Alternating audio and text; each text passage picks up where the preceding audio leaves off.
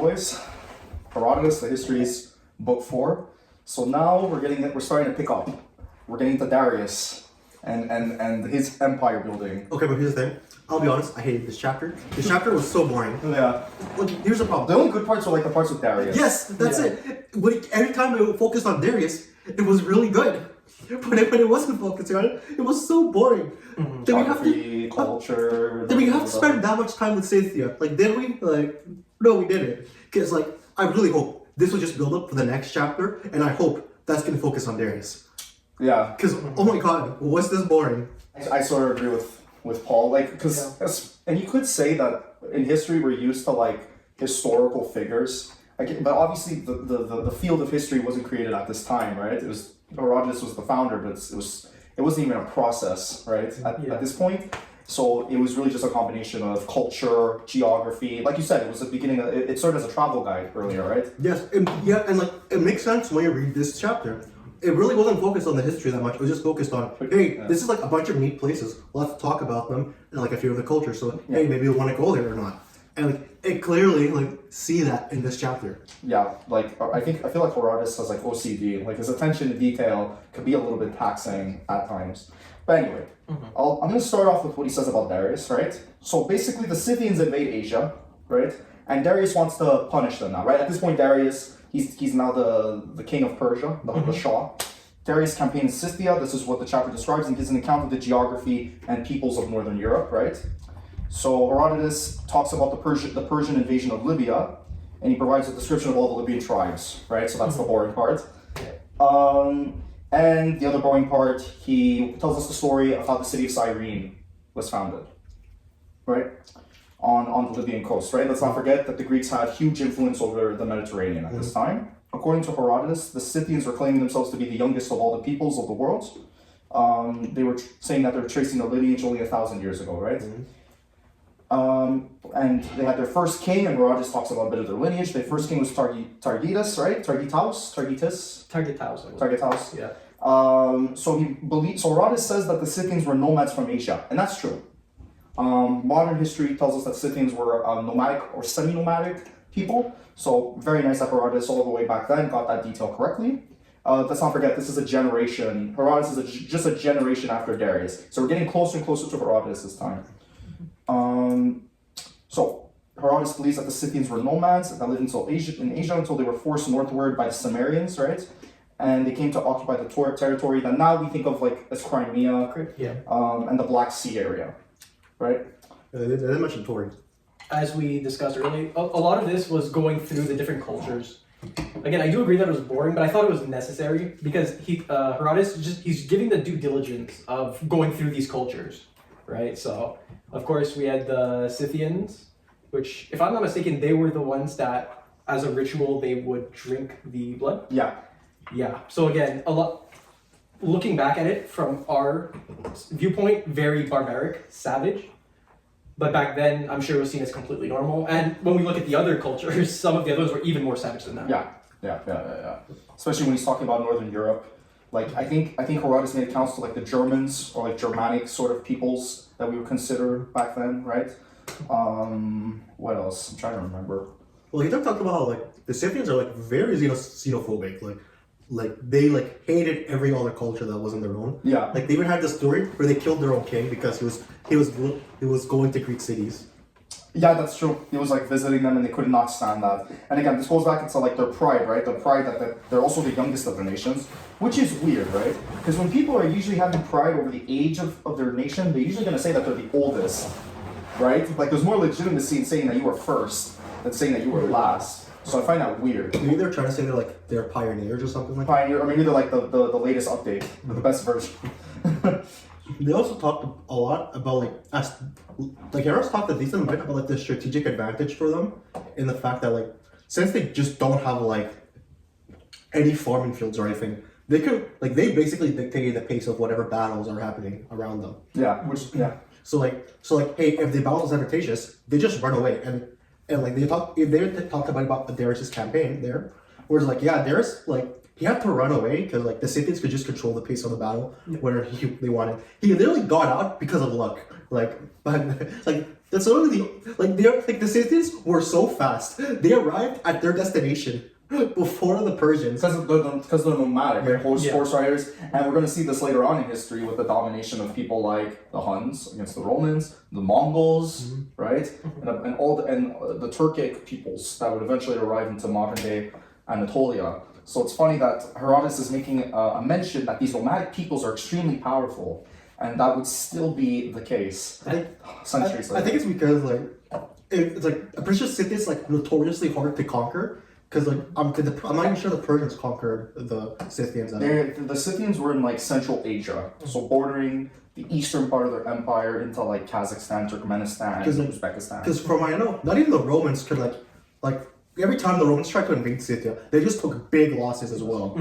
Oh, And it makes sense, right? Because the big benefits of being nomads is you don't really have anything to destroy, right? They said that the only thing they could really conquer, there's no villages, no. Crops. The only thing they could conquer were the tombs, I believe, which those alone were hard to find, as mentioned. Spoiler alert: Crassus died because of the Scythians. Oh, I didn't know. Spoiler alert. I don't think, maybe when we go into Tacitus, we're gonna get a Roman history or Plutarch. Probably. Yeah. Just a spoiler alert. So Darius he's turning his attention to Scythia. Part of it is also because of a revenge on the media, on the attack on Media, right? And what's interesting is that Herodotus writes that the Scythians were absent from their country for 28 years, which is probably a settled person's view of nomads. Because probably to the nomads, this is just a cycle. They're going from area to area to area to area. It's normal for them. But to a settled person, it's no, they abandoned their home. Where we first saw them, that's their home. And they left it for 28 years, right? How a settled person would view it. So then Darius, right, he engages in that battle. Loses and runs away. That doesn't take a devastating loss, which is he's part of Darius's wisdom, right? That he's not willing to No, come on, not willing to be an egomaniac and just we can still win this, right? Sure, he knows what to lose and to acknowledge that. But let's be honest. Given how it was portrayed, he was lucky. Yeah. I mean, he was also lucky to get back to the bridge. Had the people, had his guards listened to him, they would have cut the bridge after 60 days, right? But instead, they waited a few extra days. They didn't listen to him, kept the bridge. Exactly, they kept it, and by the time he came back, they left, and then they cut the bridge. So they're lucky they didn't listen to him as well. That's pretty much all we're going to talk about there this chapter. Yeah. Unfortunately. Early on, the rest is just, oh my god, so boring, so agonizingly boring. One interesting part, you see a bit of his personality when he calls out the way that they made the maps, right? Because they said how, I think it was Asia and Europe are the same size, while Herodotus claims that Europe is far bigger than Africa. So and that was a very funny Well, all we have to do is look at the maps and see how wrong they were, right? Exactly. But to what extent, how can we tell if Herodotus is really biased, right? Because the earlier chapters have shown to us that this guy can compartmentalize nothing, right? Sure, he gives a couple of value judgments when he sees something crazy, but most of the time he'll just make comparisons between what each culture has. He'll see with the Egyptians. He saw what the Egyptians did with their women, compared that to Athens. But he wouldn't make any value judgments, right? So almost taking out the bias. But when he says stuff like Europe is bigger than Africa, how do we know that's just not him being objective? And at the time, based on their measurements, based on what they knew, they legitimately thought that Europe was bigger than Africa, or it's just their ego coming into play. It could be anything because they by that point in time they just knew how large the world was. They didn't really know anything else. They didn't know the size of the continents. Yeah. True. They just know the world's round. That's about it. Mm-hmm. So and the explorers that were available, the most they could possibly go to is Britain or I think there's one random account where a guy somehow made it to Antarctica or something like that, the very north. How do we know they made it to Antarctica? And if they legitimately did, that's impressive. No, because they described the Aurora Borealis. But how do we know that's not the North Pole? I mean, I'm not saying I just mean very cold. So either they made it to the North Pole or the South Pole. Very cold, icy place is pretty much what I'm meaning. Yeah. So that's pretty much the furthest they could go because there's no way they could survive to go down Africa.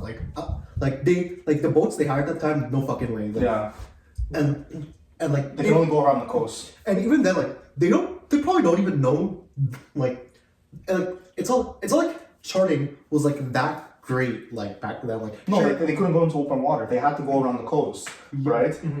That's what made the Mediterranean so powerful. Because people thought that it was just like Mediterranean, then Arabia, and like Asia, right? And so if you were the Ottomans, for instance, you could have controlled all that trade. But they came at such an unlucky time because later on, the Europeans discover the continents. They get better navigation, discover the continents. They sail around Africa to Asia, and it cuts out the Ottomans, and that's really what like, you screwed can them. tell it was also very limited. Like just by looking at the maps, like Arabia ends at a desert. Okay, they forgot about the other like 70% of the continent. You know, And like the Nile, right? It just goes here. Then it's like horizontal line stretching out Africa, stretching through Africa. Yeah. So yeah. They also talk about a poet, Aristeas. How do you say that? they did. Aristeas. I remember them mentioning it. What was significant about him again? Just like he died in a shop, but as news of his death spread, one man claimed to have spoken to him. When they went to retrieve his body was missing, and 7 years earlier, he turned up in Proconnesus, composing verses, and after completion, he disappeared again. No? My guess is like he was just mentioned because there was a problem. And then 200 years later, he appeared in Italy. Yep. Instructed them on how to build an altar to Apollo, and then disappeared again. So again, probably that's some of that classic Herodotus mysticism. My guess is he was just a very famous poet, and that's it. Their customs, right? So the xenophobia, the blood drinking. I'm still not sure if that's actually accurate, the blood drinking, because that could just be hearsay as Oh, well. and Herodotus also claimed. Remember that bald men with bald-headed men who claim that goat-footed men inhabit the mountains in Scythia and beyond, Yes. right? Remember that? The goat-footed men, like it reminded me of like either the centaur, no, not good satyrs of like Narnia, right? So See, satyrs were Greek. Greek. yeah. So but I just remember Narnia. Yeah, talks about that. It gets notice how it gets more and more fantastical the farther away from Greece it gets. Yeah. Or what about that time where like they talk about the time the Scythians and the Amazonians like started battling, and then they sort of combined tribes or something like that. Like There wasn't really an Amazonians, I think. It was just like a fantasy made up. I don't think there was an actual island of female warriors, right? they need men to reproduce. Okay, good. Yeah, that's okay. It's true. Like I know, like from what I've heard, like anthropological evidence shows that like maybe the Greeks just kind of saw like there was a tribe that had like a decently high amount of women warriors, and they kind of just extrapolated that to like their entire society made up of women. So that's what I think they got, but like there's no evidence Amazonians actually existed. Oh. It should be obvious. Oh, what about Wonder Woman, man? Gal Gadot, bro. Like Gal Gadot never existed. She's made of clay, excuse me, so technically not a person. True. I mean, yeah, that makes sense. It could be that the men were maybe like hidden in the camps or something, so they only saw like a woman as warriors. No, I've seen from maybe they just saw the woman warriors, but they still had male warriors as well. Like, Yeah. you're not gonna have non-male warriors as well. Like, That's right. So I guess it was just like a majority, and they just So maybe a huge minority, or maybe maybe a huge minority were women. Maybe because they didn't have a big population of men. Yeah. makes sense. Herodotus then talks about people called the Isidones, right? yeah, The Isidones, yeah. And talks about that when their fathers die, they fucking they eat them and keep their hair as a memento. So yeah. part of that disgustingness that you were talking about. Yeah, it's the savagery. Savagery. Yeah. Well, yeah. I mean, Well, how? but notice, like, they eat their father, probably because they think of it as like your father lives within you, and you get your father's wisdom and strength and all that. I'm not sure how much like Herodotus is disgusted by them, because like sometimes he just says like, yeah, this is barbaric. Like he doesn't say that often, but it has happened, and like usually to like very big things he finds like, yeah, I kind of Disgusting, yeah. He didn't mention it there though, like. Yeah, funny enough. So like maybe he thought it was bad, but like not bad enough worth mentioning, or Maybe he just thought it was okay. or like just neutral on it. You know? Yeah, so maybe we can extrapolate that to say that where he came from, Halicarnassus and the Greek city-states, maybe they operated about the same level. And I think there was a Greek city-state where they ate their dead, if I'm not mistaken. Like, Maybe I'm wrong. And it's also the case that like they know about Jews, they know about body mutilation. Yeah. Like it's not like it's unheard of them doing like relatively kind of unsanitary things back then. So like it's probably not like that big a deal for them that like something like that could happen. Yeah. Yeah. I would agree with you, Paul. And he also talks about the women being equal with the men. With the Isidones. Which is, even back then, there was gender equality. Think about that. Just weird. He also talks about the severity of the Scythian winters, right? A bit of that boring stuff. Yeah. He does also bring up, what was it, the story of King Xerxes. He was going to put the man to death. I forgot his name. But I believe the man, he abused a woman. Xerxes was going to put him to death. And then his mother said, don't let him die. Let him, I believe it was circle around Libya. Or circle around the continent. Oh, was it Sapaspes? Yes, it's a task. Oh yeah, no. He raped a girl who was the granddaughter of Megabyzus. But since his mother was a sister to Darius, Darius pardoned him a bit and granted her request for him to sail to Egypt, all the way around it, all the way around Libya, until he got to like what we would consider to be the Gulf of the Persian Gulf. And he returned and died. Yeah. So nepotism. Nepotism, yeah. Did the deed, terrible deed, but he's related to the monarch, so he gets in exile. Then dies still. Then dies. Yeah. Herodotus is also giving theories for the names of the different Asian peoples, right? Libyans, or for the areas of Libya, Asia, and Europe. Remember, Africa is called Libya, I think, at this time, right? Because he talks about Asia and Europe, continents that we know still exist, then adds Libya. So I would assume that means Africa, right? Because I think Africa comes during the Roman period. There was like a Roman general named Africanus, maybe? Yeah. I'm assuming, because it's very weird because he has Europe, Asia, Arabia, and Libya, and he did mention a few chapters ago, there's a debate on where Arabia ends and Libya starts. That's true. So I guess it'd be Libya's very vague on where it could be. I always have to refer to the maps in here to see what does he mean by Libya? Because remember, Persia's huge. It could be anywhere where Libya ends. Yeah. And Asia starts or Arabia starts, So. But definitely Asia was like that where Anatolia is, and then extending eastward.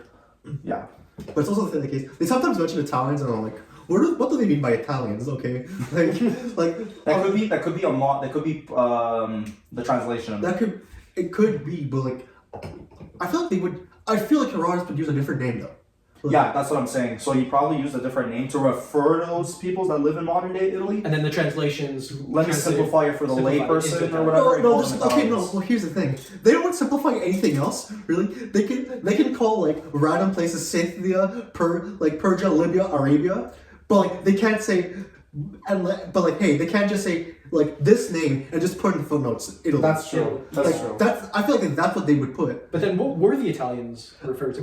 Because there weren't, right? There was Etruscans and Romans and Greek-speaking peoples in Italy. And it's they're in the map. There could be some problems with the translations. I referred to you guys about the problem with the Darwin one. It was the second edition, and he added it at the end, the creator part, when in the very first edition of the book, at the end of Origin of Species, he didn't have it.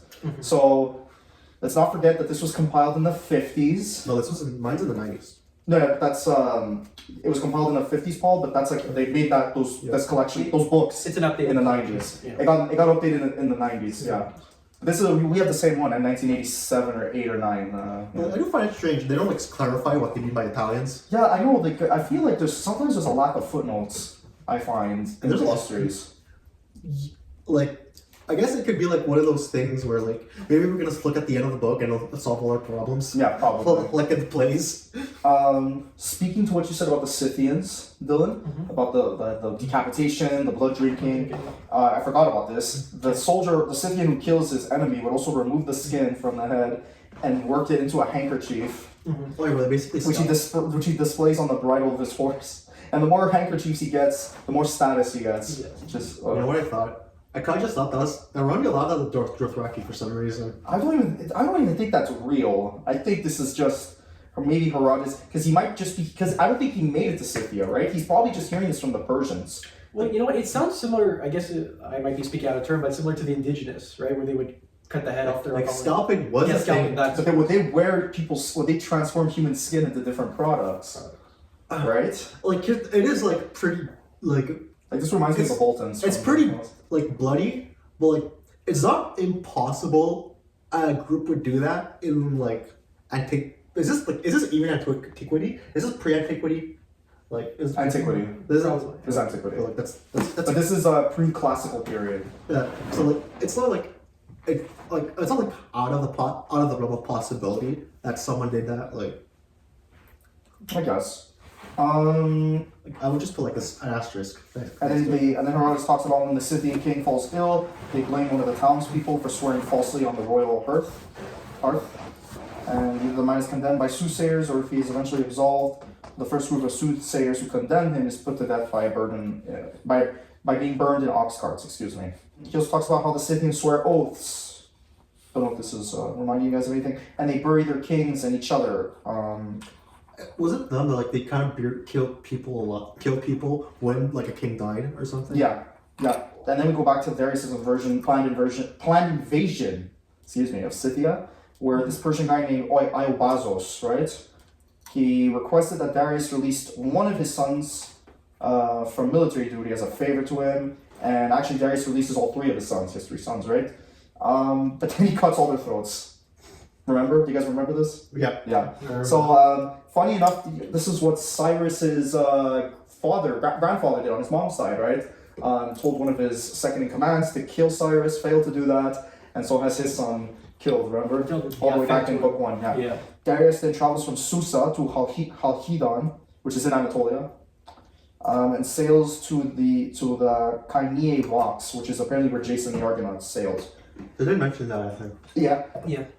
He wanted to view the Pontus Bridge. And Herodotus talks about the Pontus Bridge. Like, yada, yada, yada.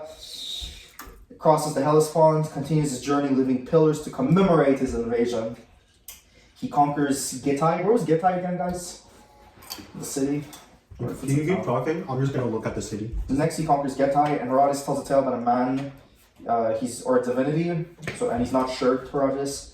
And this divinity is called Samoxis, and who might be a contemporary of Pythagoras, whom the people believe they go to when they die. Herodotus does not believe all he hears of him. Okay, where's Gitai again? Did they say Arabia or Asia? I think it would be in Asia, right? Because he talks about, and Jason the Argonaut settled on those rocks that's near modern day Georgia. So it'd have to be in that Caucasus area. So then Darius crosses that river, right? And the Scythians try to get allies on their side. Right? Yep. I'll let you guys take it from there. Basically, the Scythians, since they're nomads, they would travel towards their neighbors. I believe if they allied with the neighbors, that was good. They worked together. If not, I forgot if they went through the village, but the Scythians, they would pass by the people that would refuse them, and then the Persians would just come right behind them and attack the village in front, which was pretty smart, right? It would wear down the Persians, so the Scythians would have a chance to make a break for it, right? And they would be able to attack the Persians. Using them as a human shield. Exactly.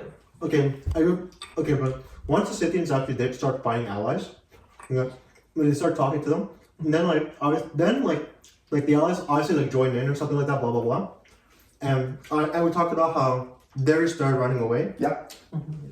So because first of all, all of his generals basically said, yeah, you're gonna lose. So he asked all the people around him, what should we do to get out of here? Yeah. So he gets this one guy comes up with the idea. Let's abandon all the injured people, all the sick people, and use them as bait meat shield or something.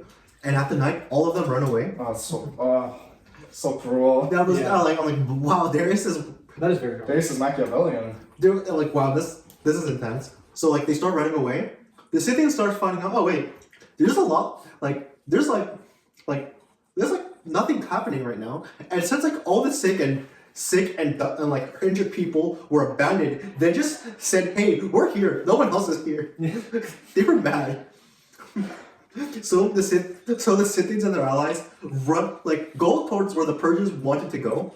And they arrive there first because they know the landscape really well. Yeah. And then no one's here. Maybe they're still somewhere over there.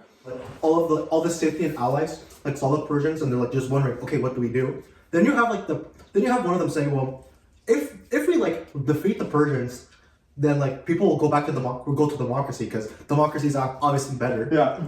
So due to their own self-interest, they help the Persians because at least with the Persians and they pay tribute, they're in power, of course. Yeah. So when the Persians arrive, they rebuild the bridge that they destroyed. They bring the Persians in and they destroy the bridge, and Darius lives another day. Yeah. And I do find like you can tell that was given by a Greek source. No way. Because democracy's the stuff, yeah. There's no way any other king would have thought that. Was that, I forgot, was that before the Scythians sent gifts to him or after? After, because they refused the gifts. Yeah. And what is after that? Herodotus talking about the Mynians. The Mynians in Sparta, the Lacedaemonians, right? And how their arrogance sparked discontent, their imprisonment, and their escape. And then from there, he offers a lot of explanation on how Libya was founded by a descendant of Tharus. Yeah. And then the city of Cyrene in Libya by Bathos. The dividing of the Cyrenians into 3 tribes, and the details of the various Libyan nations. From the Nasamones, who had many wives, polygamous, so Mormons. Yep. And so our world's protected and obtained prophecies, excuse me. Then he also talks about a people called the Psylli, who made war on the south wind and were buried by it. Still laugh. we made war with the wind and we got destroyed. We lost the wind. To the Garamantes, who avoid all human contact and social interaction. So modern day men, red pillars. Herodotus introduces the reader to these many nations, customs, and the native animals, crop production, yada. And then he talks about the Cyrenian queen named Pheridone, right? And her march to Bark. To Bark with the Persian army. Loaned to her by Aniandes, yeah, so she got a loan of the Persian army, who was the governor of Egypt, because she wanted to avenge the death of her son. He ends, I just noticed this, he ends another chapter with a female queen. Right? Book 1, female queen ends. Then book 4, that's just 2 chapters so far. I know, but I don't know. Maybe think about that, I don't know. Why is he ending with female queens? Okay. What did I write in my notes? Scythian Pheritini, she marches on Bark with the Persian army, which was loaned to her by a guy named Ariandes, who was the governor of Egypt. Mm-hmm. The Barkians successfully repelled that army until somebody named Amasis, who was the leader of that army, devised a plan to capture the city. He met with the negotiators so they could agree to a peace, which would last as long as this earth stays in place. Little do the Barkians know that the army had built trenches under them and covered them with planks and dirt. After breaking said planks, the Persians overrun the city, putting those responsible for the murder of her son to death, enslaving the other people. Thus, Pheritini exacted her revenge on the city of Bark. Yet Herodotus writes, yet hatred without comes from hatred within, and in the final days of her life, worms infest her body, teeming within it and crawling out of it. And that's how the chapter ends. So, what do we think about this chapter overall? I hated it. Hated it? Okay. Well, the Darius parts were nice. Yeah. His invasion of Scythia was cool. Here's the thing. I agree. That was very interesting. Yeah. For 3 pages. For a few pages, yeah. That's all we had. But there were 33 other pages. The description of the Libyan nations was tiring. So yeah, not just a historian, we could say, but also a major, what do you call people who study cultures? Anthropologists?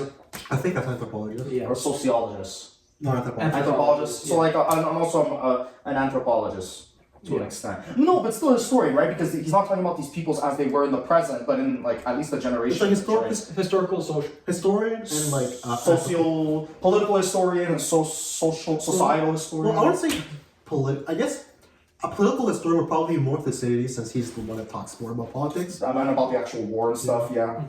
Wow. It's much more like macro social science. For me, it's more like Herodotus. I think anthropology and historian is like the best descriptors he has. Yeah, That's fair. Do you feel like he's setting something up for the next chapter? I really hope so. I feel like with Darius, he's gonna set it up. I really hope so, because otherwise this would have been so boring. Because he has to talk about Darius's conquest in Greece, because we haven't gone through that yet. He's mostly been focusing on the east. So hopefully we'll get there, and then we're gonna get to Xerxes. It's like the big one, right? I wonder what he has to say about Xerxes. It could be like... Could be similar to what we heard about from, what was it, Aeschylus? Yeah, Aeschylus. But the Persians, the Persians. Yes, the Persians. Alright. I mean, straightforward chapter, guys. Do you feel like there was a big thematic theme to it? Or do you think it was just like another chapter where he describes the peoples? Do you think it was like a huge overarching message he wanted to communicate to? Maybe you can find a message from Darius' campaign in Scythia somehow. I think maybe you could talk about guerrilla warfare, I guess. Like the Scythians, like they're described as cunning, as like very intelligent, but numerous, I don't think so. They're not like that big of people. Like I think he's trying to say that like at least with Scythia, like regardless of whether it's intentional or not, he is making the point that like you shouldn't like really fight like people on their own territory if like they're very mobile and like you can't really do and anything. know the territory like the back of their hand. Yeah. Yeah. Like you can like kind of see something like a Vietnam kind of Or Iraqi war. or no, I wouldn't say Iraq war, more like Vietnam is like they understood their territory way better and like they literally were the invading army realistically couldn't do anything against them. That's true. Yeah. Well, Iraq, they just occupied the territory. Or Napoleon in Spain. Yeah, that works too. Yeah. Or even Napoleon going to Russia, where it's like, Guerrilla tactics. where they're burning. going to Russia, they don't realize, the winters are terrible, and then they get stuck there. And also as they're beating, Also that. and also like the Russians are fleeing and burning everything around them, like in the summer, so they have nothing to feed off of. And so I guess you could also say like there's probably no point in even trying to take Scythia since there's nothing there. Yeah. Historically speaking, Persia's always had better gains in the west than in the east. Yeah, Scythia. There's nothing there. Like there's no point in fighting over it. It wasn't desert like today. You had the Aral Sea. Like You had cities like Bukhara, but I don't know. But where they found it, I don't think they were found until Alexander. Perhaps, yeah. It's hard. Because like straight up, like Herodotus just says, yeah, they don't farm. Like, okay, so they don't have food. They don't have like that substantial a They population. don't have big cities. Like, why are you there? Like, Yeah, that's a big question. I wonder if it's just basically ego, right? Where, Darius is like, listen, we lost to them. We want to get revenge. We want to beat them. We're a powerful unit. We will defeat them. But then he charges in head first, doesn't realize, honestly, I don't think like we can extrapolate this as Herodotus' opinion, but he's like, in the end result is like conquerors are just kind of egomaniacs at some like. Especially with that Cyrus thing as well, and like with the Egyptian king, I feel like he's trying to make a thematic statement about ego and power hungriness as well. Is that when you are power hungry and selfish and want power and want land, and you're not like a wise good king, you sort of get your butt handed to you. But like it's like on one hand like so far all of these like the kings who died, like Cyrus so far like that king like he died because he was too greedy for his own good, like Yeah. like that's the reason he died. Cambyses died because like for the most part he was an incompetent ruler, like, Yeah. and all of his big losses were because of his ego. Like that's why he lost a lot of people in going to Ethiopia. His ego couldn't take it. Yeah. And like so far, Darius has been seen to be a very competent leader. But like in the same vein as Cyrus, he's a conqueror, and like I think we saw in like chapter 3 as well. Like more like they said like he's trying to prove like there's always like the pressure of trying to prove yourself. Like, he's trying to prove he's like just as good as Cyrus. So he's conquering things. So like maybe like, that could just be like he tried to conquer Scythia because hey he's trying to like Emulate his ancestors. he's trying to emulate Cyrus, trying to like I wouldn't say bring honor because I'm not sure they have the concept of honor, but like trying to improve his legacy, I guess. And he did the same thing that Cyrus did, right? Like monuments as he was invading. I think Cyrus did that as well. So yeah, just I don't know. I feel like Herodotus is trying to also make a statement about these rulers as well without telling us by looking at what happens to them when they all do the same thing, when they all do a similar action. but here's the thing, like I feel like they should understand that like if Darius lived long enough, he probably would have invaded mainland Greece, like For the rest of Greece, yeah. Because he invades what's modern day like Macedonia. But he didn't get into the sweet spot of Greece, like the heartland of like Athens and Sparta and the rest. it's also the case of like there's like Greek like the places that consider very Greek, like Thebes, like Athens, Sparta. Yeah. Then there's like the other guys, like But they did consider the Greeks from that area, even to this day, to an extent, do consider Greeks from like Macedonia and Thrace to be like more barbaric than them, than the Greeks of the I south. do remember like obviously this is way ahead in time. Like when Alexander started conquering things, like Macedon was just like this like weird state of like technically Greece, but they're like yeah they're like barely Greek, Yeah, they were maybe not Greek in ethnicity, but definitely Greek in culture, right? The language, the religion, the way they thought, the philosophically, the way they thought about themselves, definitely Greek. In the same way that like French people still have a lot of Celtic blood, they don't really have a lot of like Roman blood, but they're heavily Latinized. Their French is from Latin. A lot of the culture comes more from Rome now than from like the Celtic tribes, even though ethnically they're Celtic, more Celtic. Race is just like a bit. It's much weirder back then because like It's really more like nations, right? So in the U.S. they think of it as color, like color of your skin, but in ancient Greece it's like the city-state that you come from. it's like it's culture. It's like Greeks are superior, but like obviously our Greek city-state is the best depending on which one you're speaking to, and they'll have rankings for all the other Greek city-states. But all the Greeks are better than the Persians, and we're even better than the barbarians on the periphery. But like, even then, like when they say like Greek, because like it's like the Median Empire was kind of Greek, but like the Greeks cared that like it got conquered. Like Yeah. But definitely they had some sort of ethnic way of viewing themselves. It's not like how it would be then in the Middle Ages, where states were more considered like the property of whoever was ruling them, right? You could say that the way Herodotus is writing about how people regard themselves is more in common with us today than with people like in the Middle Ages, etc., in late antiquity, which is much closer to his period. Because obviously today, like the way we organize ourselves is in nation states, right? In Greece, for instance, everyone, like, it's because the founders of Greece saw, like, we need to have a state that encompasses Greek people. And what are Greek people? It's people that speak Greek, that have these cultures, that do things, that think this way and do things a certain way. Most of it, a big part of it is the language, obviously. And that's how we started organizing ourselves from, like, this, from the French Revolution onward.